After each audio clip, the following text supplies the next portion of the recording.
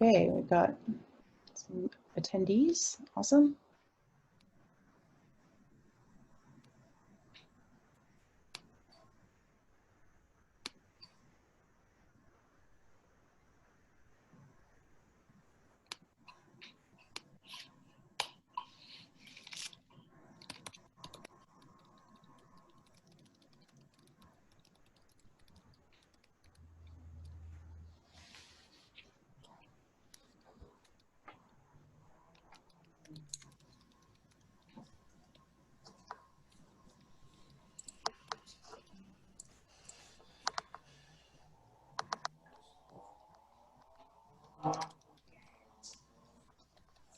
Excellent. We've still got some attendees kind of coming in pretty fast and furious, so give it another minute.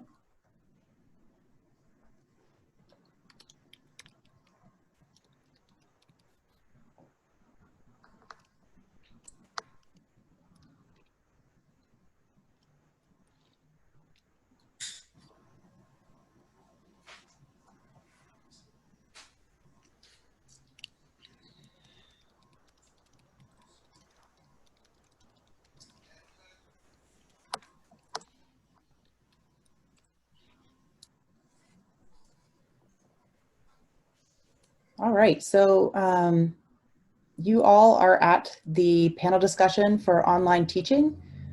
This is the first one. We're going to have a discussion like this every day at this time. And the way this is going to work is to have the 3 speakers that will be doing breakout sessions after this give a short introduction to themselves, to what they're going to be speaking about. And then we can have a conversation with all 3 together about some of the issues, take your questions. Following that, we will give you a chance to join one of the 3 so that they can give a more full description of what they're working on, of their presentation, and have more of a chance to interact. So this is in a webinar format. So as we were doing in the first keynotes this morning, we would prefer for you to ask questions of the panelists using the Q&A. Please feel free to use the chat for conversations, but if you have a question that you'd like the panelists to monitor and respond to, use the Q&A. Also, again, you can use the upvoting option for Q&A to move questions that you are particularly interested in forward. And yeah, we're excited about this because it will give you all a chance to, again, meet all 3 of the speakers. And if there are more than one that you'd like to attend, at least you know who to follow up with later. And you'll have a sense for all of the different presentations. So don't want to take up too much more time. I do see that there's still some people coming in, but I did want to say that we're very excited about this timely topic of online teaching. Everyone is kind of forced into online teaching whether they want to or not, and I think there's a lot of valuable lessons coming out of what we're kind of having to do with the pandemic, but I think a lot of this is going to have some positive repercussions on accessibility and how people teach going forward. So I'm really excited to hear from these panelists. And I think what we'll do is start and give George Middendorf the floor to introduce himself and give about 5 minutes or so to talk about your work with urban field ecology studies, online issues and opportunities. So go ahead, George. Thank you very much, Catrina. And good afternoon, everybody. For those of you who were here this morning, you heard a little bit about what I've been doing with the Crosstown Walk over the last 15 years or 20 years. And I've been doing work with the students. We've been going out and collecting data, looking at particulate matter. We've been collecting data on trees and tree locations, looking at indicators for socioeconomic status in the different communities by looking at cars, by counting the number of apartments per building, by looking at people as they walk down the street, and in some cases by interviewing residents. So this has been kind of a long standing project with my students, and in most cases the students drive the project. They ask the questions and they determine what they do, how they collect the data. I guide them in this process, but it's always been their project and their question. And in a sense, it's an opportunity that I wish I'd standardized a bit more 20 years ago, because then I might have some data that might be comparable. On the other hand, by not standardizing it, the students got to ask the questions. And for those of you who don't know, I teach at Howard University. It is an historically Black school. I've been teaching there for 40 years, and I'd say that probably 95% of my students are from the African diaspora, either from Africa, the Caribbean, or from the US. And so getting them interested in ecology means that you don't take them out into the woods. You take them out and you get them to ask and generate questions that are meaningful to them. And that's what gets them to consider ecology as a career path. And so taking a walk from Howard University over to DuPont Circle provides them with a real indication that the environment in which Howard is situated and the environment across town, which is largely white, are two very different kinds of environments. And so we walk across, they generate the questions, they come back, they collect the data, they do the analyses, and come up with some really interesting answers. And over the years, I've had students look at particulate matter connected with asthma, connected with hospital emergency room visits, look at insect density and associated with the trees and vegetation, look at security devices, look at the condition of buildings, evaluate cars, et cetera, et cetera, et cetera. Last spring, everything got turned upside down, as you well know. We had spent the fall collecting data on particulate matter with a really new instrument. Instead of doing it by hand and counting particles under a microscope, we got one of those fancy $2,000 machines. You go out in 50 seconds, the information's there, and it was a dream come true for my students. And they went out at different times of the day in different locations, and I'll go through a little bit of that. But what happened at the end was they got halfway through and all of a sudden they had to go home and they couldn't collect the data. And so they got about, I don't know, maybe half the day they needed for their honors thesis. And two of the students finished and wrote up what they had, but I had 5 students doing this, and I have 3 still in my lab, and honor students, and we had to figure out an alternative path, and we did. We're in the midst of that. And so what I'll talk about in the breakout is what we've been doing to address that issue. And quite honestly, I've found it intensely interesting because we've done things that I had never considered doing, and we've gotten information that I hadn't ever thought of going after. And it's turned out to be a really, I wish I'd done it earlier moment. So I'll stop there. Thank you.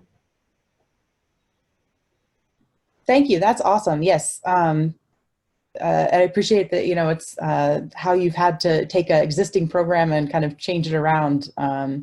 It seems like a lot of people are getting good insights out of that. So let's hear next from Tanya at Colorado State University, talking about a digital learning framework to increase engagement in intro biolaboratory classes. Thank you. Yeah, we at CSU, we have a couple, as in most institutions, we have a couple of large enrollment introductory biology courses. And I'll illustrate some of the sort of challenges that I think are common across those kinds of courses in the breakout. But we have been pursuing a number of different sort of reforms or revisions to the lecture sections of these courses over the last few years, and have seen some improvements in sort of engagement and the use of active learning in the classrooms. But what was getting left behind a little bit was the labs. And really the labs are such a fantastic opportunity for students to practice what they're learning about in the lectures and really get their hands dirty and think carefully and engage with other students and with more directly with instructors through the TAs, since lectures are pretty large. So we picked up this challenge of revising the labs in order to align better with the lectures and really pursue a much more inquiry-based strategy with lab learning. So rather than being rather recipe-oriented or simply you know, following instructions in a lab manual, really try to engage them with scientific questions and focus much more on developing scientific competencies. So of course aligned with content, but really thinking very carefully about those competencies so that we can use those truly as foundational courses for the remainder of the curriculum, both in biology as well as in other programs at CSU, like wildlife and many others.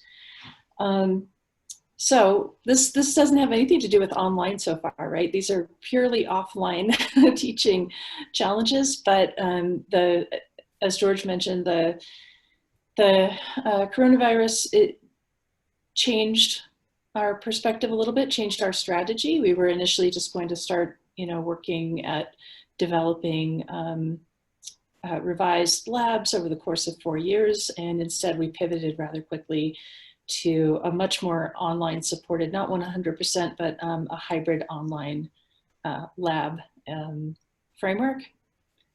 And we wanted to share our challenges and our approach and what we've learned from it so far and what we hope to learn from it more in the future.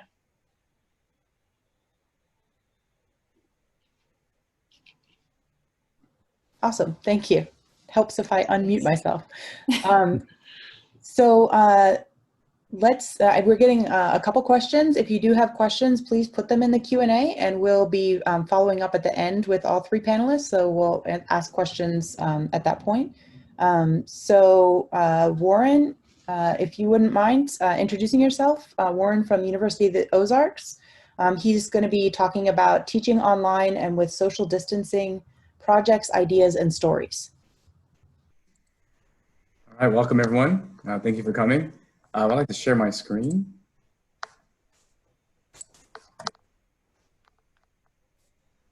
So I have a few slides I wanted to walk us all through. And so what we're focusing on for my formal work at University of the Ozarks is looking at how we can use outdoor laboratory courses to get students outside instead of just being online in front of Zoom, trying to limit that as much as possible. And so just a few things about Ozarks, very small in Clarksville, Arkansas. Presbyterian liberal arts and private. I'll just give you some demographic information. 900 students, now before COVID. So that was a record for us, was 900 students. And this is across the entire campus. 35% international, so we have a pretty good exchange program with Europe and also South America, Bahamas and Haitian students. And we're 56% non-white, which is does not represent the demographic for the rest of Arkansas, so we're pretty unique in that aspect. We're primarily teaching, so we do some research as well, but we're mostly a teaching institution. So faculty teach labs, and we also do all the advising for students. So the courses that I'm doing these projects in, so I'm working with the Ecological Research as Education Network, doing some collaborative project with them. They work with NEON, another sort of a data repository network, and also with CUBES, which is a faculty mentoring network. And so these projects that I'll be talking to you about, especially in the breakouts, we'll be looking at how we're using student-driven research and student-driven sort of inquiry in order to gather information, gather data, and then also add all to a national repository from other schools across the nation. And so in my ecology evolution class, it's an introductory class with 1011 course. It's for the ecology and wildlife students, but also pre-med and professional track students. And so we're looking at a project called Plants in the Human Altered Environment. And PHAE is a name. And so it's a project led by Dr. Jason Kilgore and also Karen Coors. And this course, this introductionary sort of project is to get students looking at data collection, how to design standardized plots, using protocols that can help other people follow what they did in a sequence, but also how to fit their measurements and their operations to also be included in a national database. So having those standards in place so that students can operate with that. For my entomology course, upper level course, 3000 level, is for the ecology wildlife track as well. And this one is going to be called Backyard Beetles and Pollinators. And so this one is looking at the pollination of, or also the species diversity of pollinators along urban gradients. So also the plant one too, but this one especially looking at sort of 10-minute time trials of students taking sort of data of looking at plots with flowers and recording the different kinds of insects that pollinate those. That was developed by Dr. Caitlin Stack Whitney. And so a little bit more about these projects. And so these are looking at, especially the PHAE one in particular, looking at woody, shrub, and plant diversity along urban gradients. There's lots of woods around our campus, and so there's sort of a sharp decline in urbanization around our campus, but we have lots of places on campus that are developed, and then we have the woods surrounding our area after that. And so it's nice to see sort of how these tree species sharply sort of change along that sharp gradient. Also helps students with standardized plot design, randomization, the benefits of that, looking at woody plant morphology, identification, also how ecology changes along that urban gradient. And we're also looking at using digital techniques to take photographs of plots and surrounding areas, and also being able to calculate or sort of estimate human versus natural made habitats, and also relating that back to the data with plant identification. The other project, looking at pollinator diversity in urban habitats, is the focus of that project. Looking at functional ecology and morpho-species identification. So easy for students in that they're looking at the difference between a fly or a bumblebee or a honeybee. So it's not too detailed as far as looking at families or species for the entomology. So it's a good way to get their feet wet a little bit and looking at how they can use identification that we're learning in class to also be used to collect data. So they're looking at, so what they do is they place quadrats, 50 by 50 centimeter quadrats over landscape. It could be natural areas as long as it has a single flower. They're looking at types of flowers and sitting there for 10 minutes recording the number of and diversity of types of pollinators that visit the quadrats. And that's all I have. So if you want to learn more about these projects, feel free to visit my breakout room, and then we're going to go into more detail. But the idea is that students are going outside. They get to work either, this could be done as individuals if they're online completely, or they could be done if they are out in small groups as well. I have a student in the Bahamas working on the PHAE one. So she's out there being able to do that digitally with a student also here on campus. So sort of a little bit of that dexterity with that. All right, thank you. Awesome. So we have a couple of questions already. Like I said, please feel free to continue to add your questions. The first question's from Andrew Martin. I'm wondering if your sense of effective pedagogy has changed when students had to go online, and whether your sense of the structure and function of teaching has changed in positive ways. In other words, how has your sense of teaching and learning been improved by the move into a virtual realm?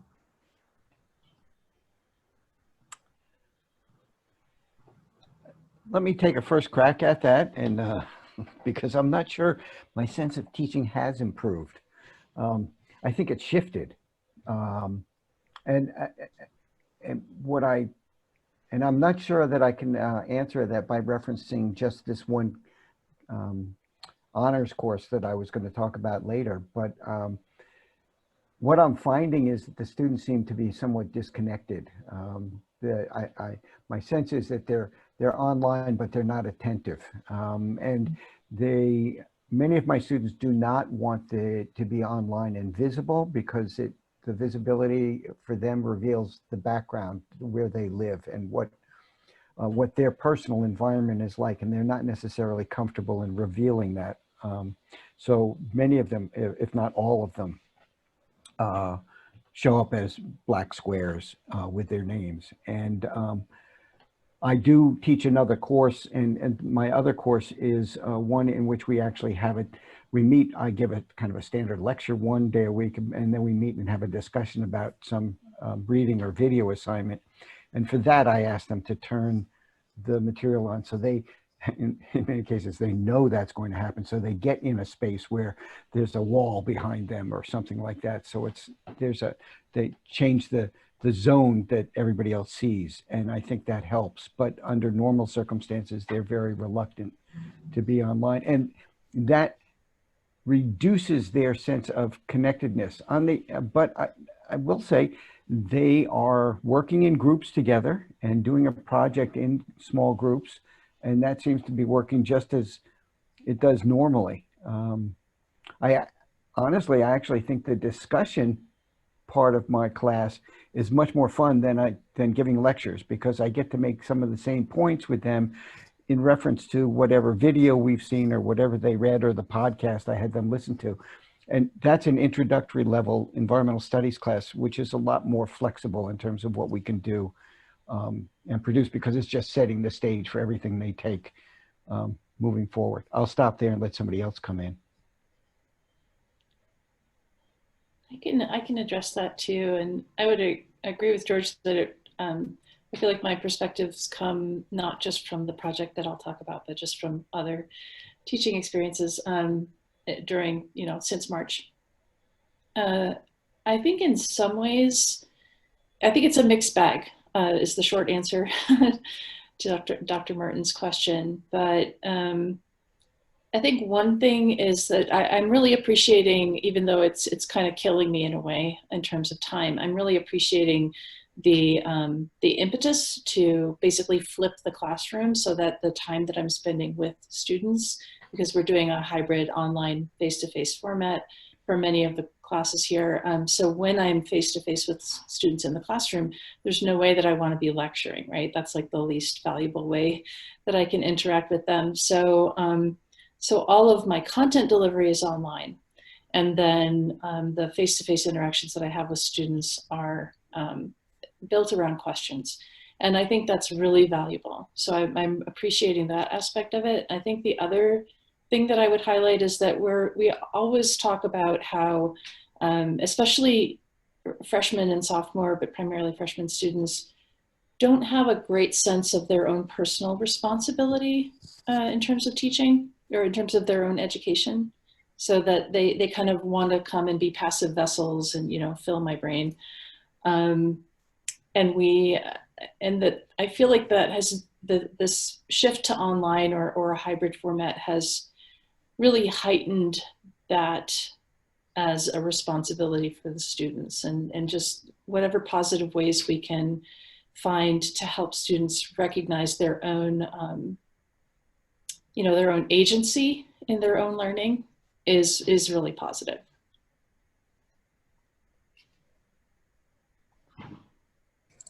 I'll add a little bit to that too. With our classes being, especially with these projects being outside, I've had students, of course, a lot of online things nowadays are all on Zoom. And so some of the anecdotal feedback I've received from students that's informal they've been happy to be outside. That's some of the things I just enjoyed as much as they can be just outside, especially when most of our classes for online are going to be on Zoom. And so they're more than happy to be outside. They pop out and go out there, and they are more than happy to collect the data and get everything together. As far as pedagogical shifts, is maybe really because I cannot be there now to, like in person, especially if it's asynchronous, to walk them through the instructions. And so I have to make sure those instructions I give them are in their entirety complete. I can't explain things right away, or if there is a problem, they may not reach out to me because it's through an online format or it's through an email. And so it's made me really make sure I can give clear instruction the first time around, and break up more complicated assignments into smaller pieces so that it's not such a daunting task at first, or something where just a little bit of this today and a little bit of that next day, rather than having a large complex thing that I'm used to explain to them in person. So it sort of shift my how I give instructions and give assignments in that direction. Thanks. So we had two sort of follow-up questions I think you've addressed a little bit, but maybe I can bring them up and see if you all want to address them more directly.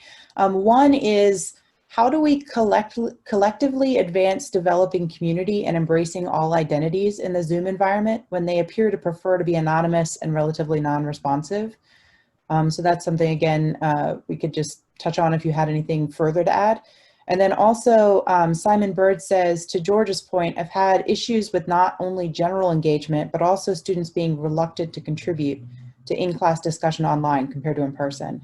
I've had some success with using small group breakouts, but does anyone have ideas or successful strategies for helping students feel confident to express their thoughts and ideas during class discussions online?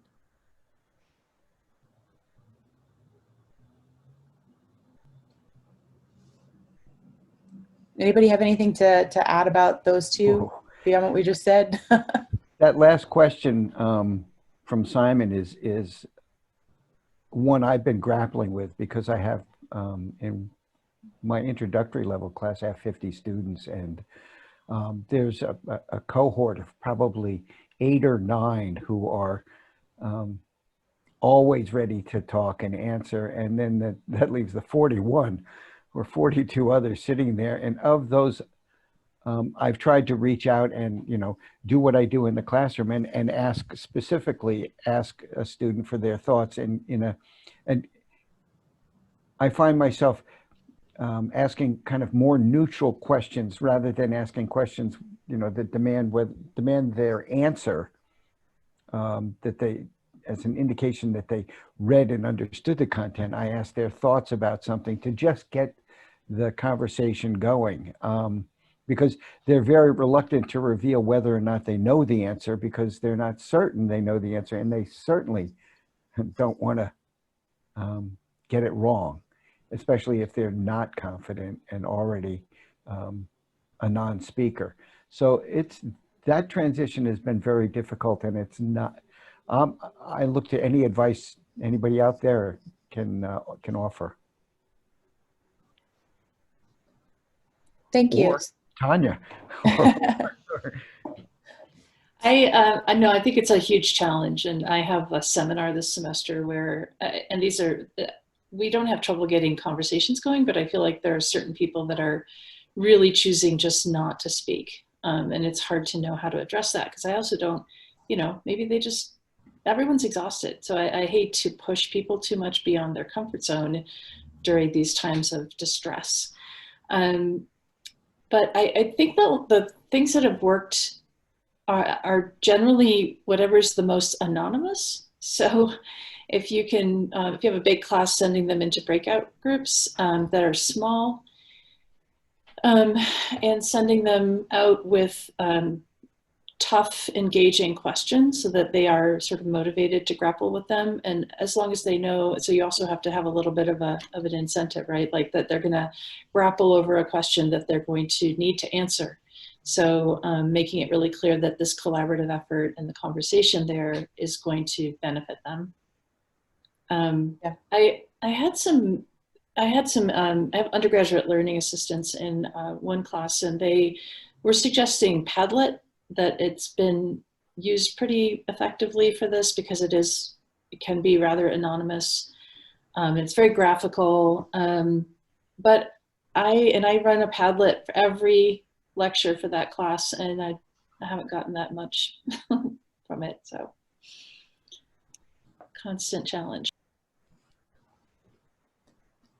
So it looks like we have gotten a couple more questions here. So the next one is from Catherine. How do you address safety when sending them out to collect data on their own? There are so many things to be concerned about, and my students are now taking labs in a wide variety of physical locations, each with their own unique safety concerns. Yeah, I'll answer that one. For both my projects, so the urbanization gradient, so that helps with that, because they will be in areas that are somewhat managed and somewhat maintained and close to campus. I've seen their sites, and they are pretty close. There's one where a few students travel to get to by car, but I've had students, just because of the nature of the students and the campus and the area, surrounding area, that they go to manage lands or land that they already own, or they're around a nature trail or preserve around campus. So that's been helpful. Or they'll travel to a place where it's a park or some place where it's on that gradient. So I guess the nature of the project itself would dictate some of your concerns, but I always make sure I ask if students are allergic to anything, any bees or wasps. And I do have first aid kits that they can take with them if need be. If they're going to an area that's more wild and unmanaged. But that would be a conversation where the nature of the project may dictate the safety concerns you may want to take. But being on an urban gradient really helps in my case. So I've had to think about that less.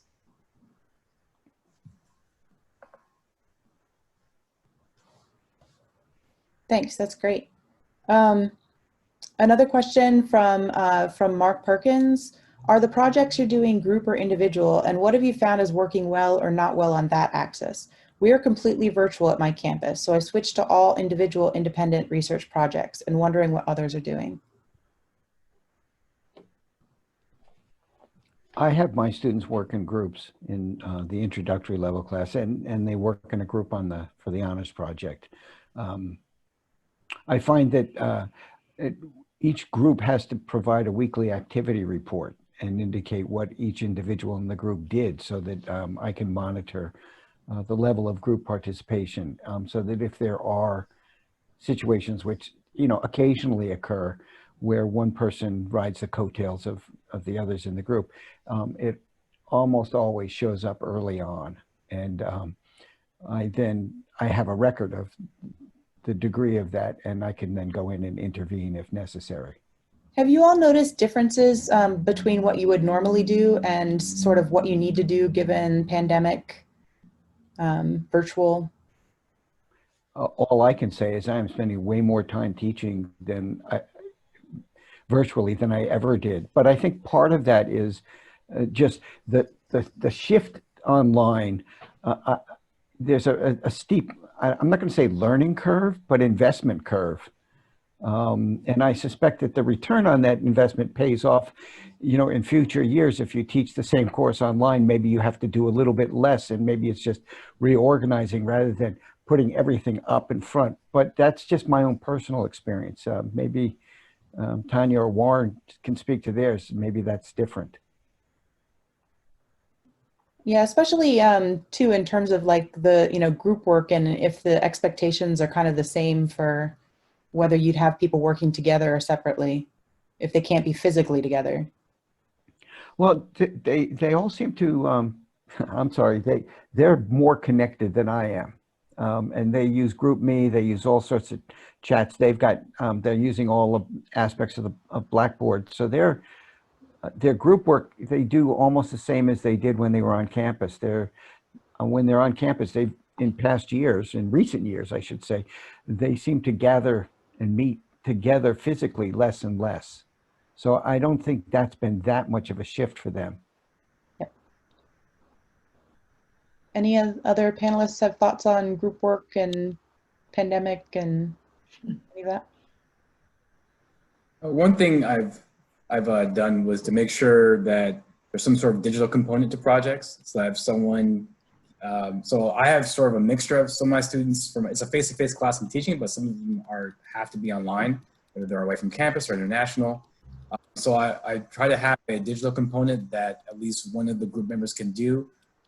For example, I have a student who does the outdoor work here on campus, and then his partner is in the Bahamas, and she does the digital identification. Any sort of work she can do as digital, she takes care of that. And so there's different roles that are inherent to the project that can be split up and divided so that all the roles are essential, but can't be done by one person essentially, or have the opportunity to be done by multiple people. Awesome. All right, so we have an attendee asking, related to the confidence participation question, has anyone on the panel tried Socratic fishbowl, half speaks, half listens, then the next class it switches, with success at an introductory level course? Anybody have experience with that? No. Sounds cool. Sounds interesting. Sounds like a good idea. Yeah, I know. Makes me want to look it up. Yep. Yes. So the next question, I've had some success in engaging students to speak when I ask a series of questions. Who can remind me what this is, prompting someone who hasn't already jumped into the call. In a way, this is a round robin approach, but it helps encourage the more talkative students to give other students a chance to speak up. So again, I guess a comment rather than a question, but these are all really great contributions.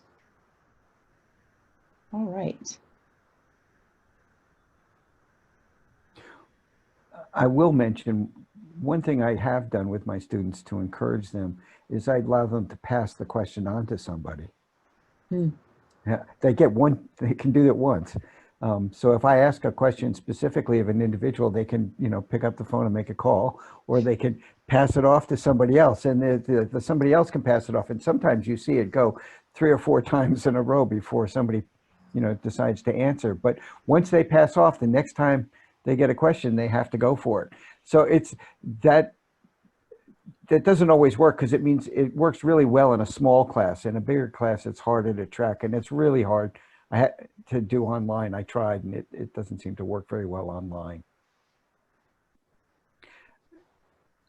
I would say too, I don't know that this is directly related to that question, but I feel like one thing that I found myself doing a lot more this semester, because when we're in the classroom, I keep saying, look, I want to hear your voices. I want to hear noise. I don't want to hear myself talk. This is about you guys discussing and engaging and around these questions. And I have to keep reminding them, this is not exam time. This is time for us to talk. But I've started saying, okay, like if you're really confident with the question that I've posed, if you feel like you know it, and then you're sort of, you don't feel like you need to talk about this because you know it somehow, then maybe the person next to you doesn't, and that's what you can do. You're not going to get talking to your neighbor isn't, maybe you don't feel like it's going to enhance your understanding, but it'll enhance their understanding, and you could practice explaining. So I feel like that's been, I don't know, it makes me feel better about those classroom experiences, because we're really promoting the culture of co-learning. And I think it's working to some extent. So is that kind of like an online think, pair, share? Well, I'm in a hybrid format in the fall. Oh, okay. Yeah. Okay. So they're in the classroom, but they're physically distanced, right, and masked up. So it makes that interaction more challenging.